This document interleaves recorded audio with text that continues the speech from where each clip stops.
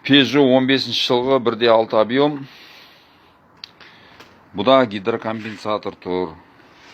Міне гидрокомпенсатор мен стаканның айырмашылығын көрсетіп кетеміз. Міне қараңдар. Мынау стакан, мына Nissan Цефирада тұрған. Мына құрманда 8-ка, 9-каларда тұрғандай мына питак тұрда міне. Шошқаның мұрны тұрда, короче, былай айтқанда міне.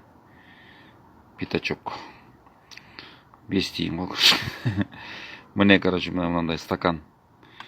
Бұл енді жаман система. Бұның әр орын өзін белгілеп қоймасаңдар, ауысып кетсе, зазор шығару қиын болады. Сол үшін ауыстырмаңдар. Гидрокомпенсатор орын ауысып кетсе, оған бәрібір. Бірақ желательно майын кішкене шығарып жіберіп, жинап жүрген дұрыс та. Көбінесе былай майын шығармайда жинап жүрсең де оталып кетеді. Өз зазор ұстап алады. Мына жерінде арығы болады, мына жер тесігі болады.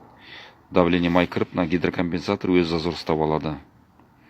Большой плюс өзіме енді гидрокомпенсатор көбірек ұнайды, чем стакан. Стакан енді ол дешевый конструкция, арзан.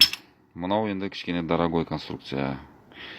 Негізінде современный моторлардың бәрі желательно осындай болған дұрыс та.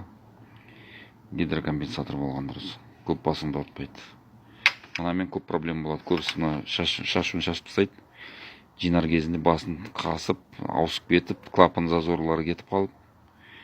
Біз көбінесе енді мына жерден жазып қоямыз.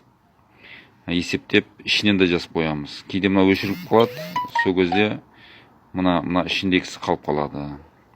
Маркермен жазып қоямыз. Сол айтайын дегеніміз. Toyota.